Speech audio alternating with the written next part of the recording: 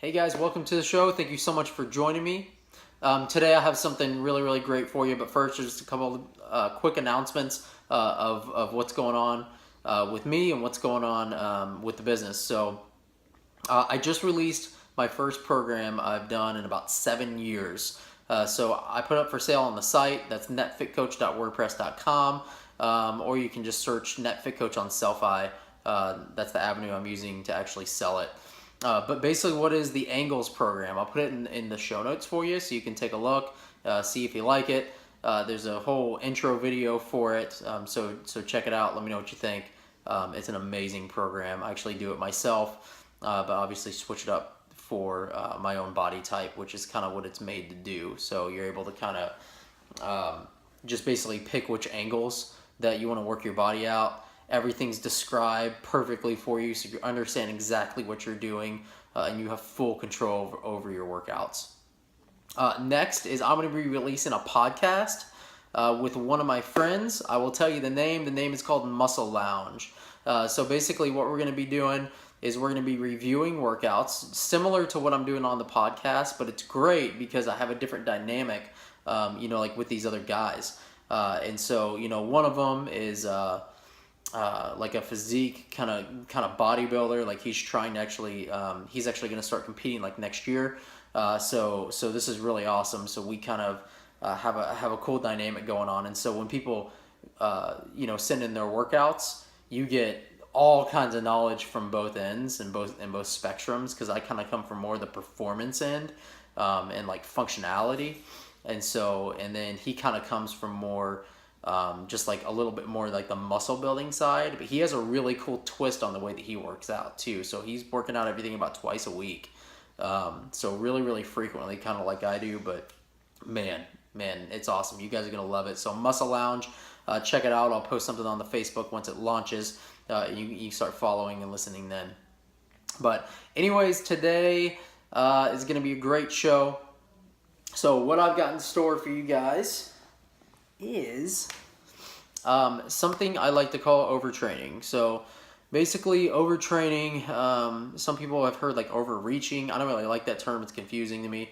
But overtraining is basically, it's a big question I get when I tell people that I do full body workouts. They're like, oh man, no, you're working out too much. You're doing all this stuff. But honestly, I'm not. So, and how I'm not doing that is I'm not training to failure. And so that's the key here. So when you hear people say, oh, I work out everything 3 or 4 times a week, a lot of times they're overtraining because they're training all their muscles to failure and doing all, they're doing like 48 sets per workout. And it's just not, you're like, man, you're going to, like, this isn't good for you, and they're doing that 3 or 4 times a week.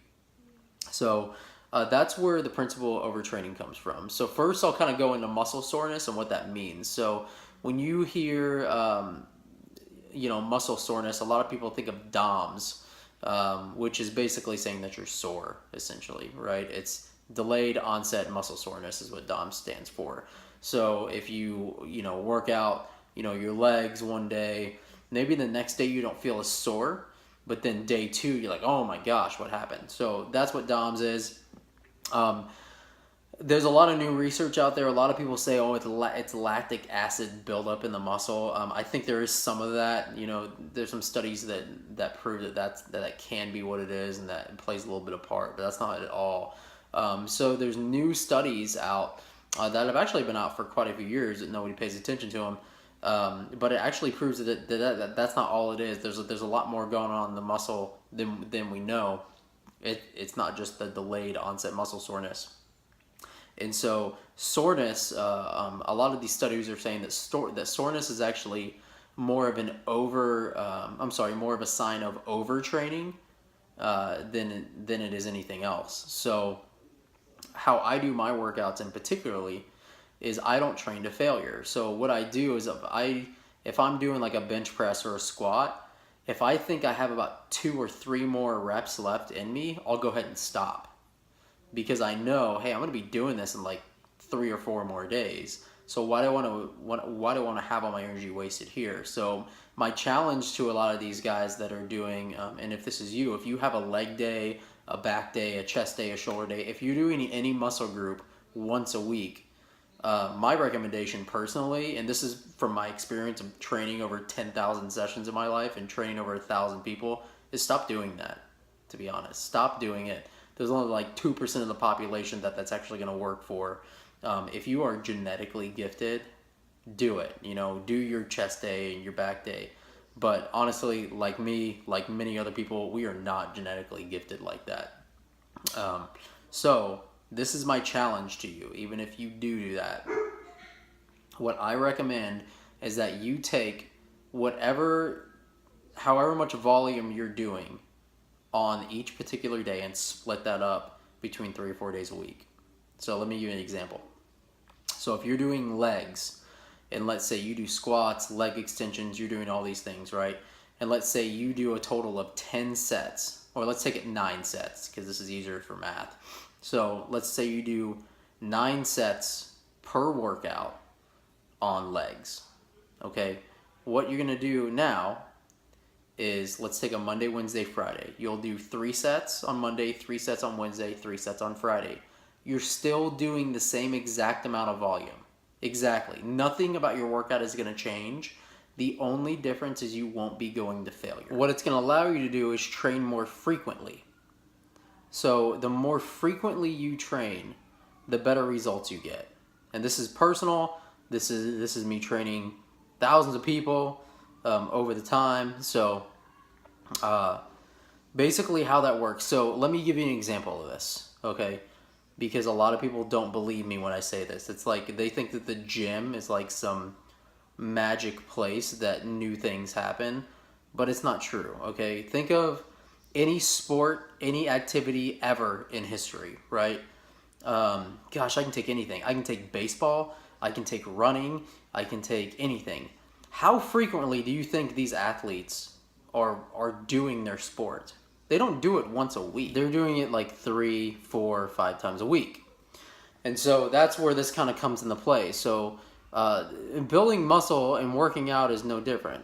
So because honestly, it's almost the same thing. The difference is you're actually working more parts than they are. So so you take like a baseball player, right? They're swinging that bat and they're pitching every day. They're doing the same motion over and over and over and over again.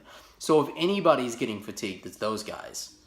I don't think you guys have to worry about getting too beat up in the gym unless you're trying to beat yourself up.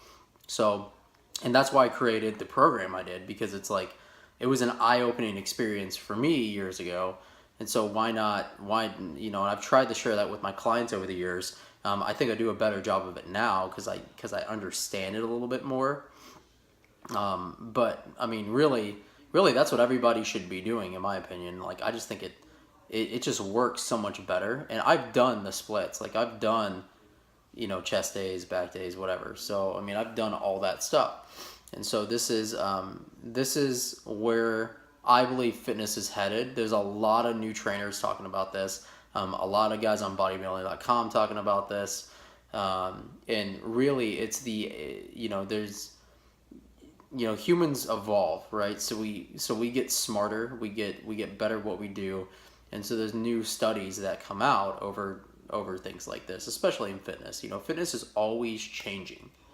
And if you tell anybody that's in fitness and you just say that little phrase, they're like, "Oh yeah, man, for sure." But the moment you suggest anything new about fitness, they're like, "No, you're wrong." And so it's super interesting to like that dynamic, is because there's there's really just a lot of arrogance in fitness, to be honest. There's a whole lot of it, because everybody thinks they're the best trainer. Everybody thinks they're the best at this or that or whatever. So, it's crazy to like hear that from everyone. Just wants to talk about themselves, because especially bodybuilding, it's a very, very selfish sport. And yes, I said sport. So it is a very selfish competition, I should say, I guess. And so just be really careful about the things that you see online, and like the things that you're purchasing and inquiring of, because overtraining is real, and it's honestly, everybody's doing it and they don't know it. So, and then there comes one day where they're like, oh crap, my joints hurt. Why do my joints hurt? Or why can I fix this? Or why does my posture suck? It's that kind of stuff. It's because they've been training their body to do that. And so you end up with all these deficiencies that you could have avoided if you were doing full body movements, engaging the muscles like they should be engaged, and then doing other stuff like mobility exercises, to help those deficiencies. And so I'll actually go over that too. We're going to do that in one of our podcasts. So anyways, I hope you guys enjoyed tonight's episode. Please check out my Angles program. You'll see it in the show notes. And look out for the Muscle Lounge podcast coming out with me and my buddy Paul. Thanks. Have a good night. Bye.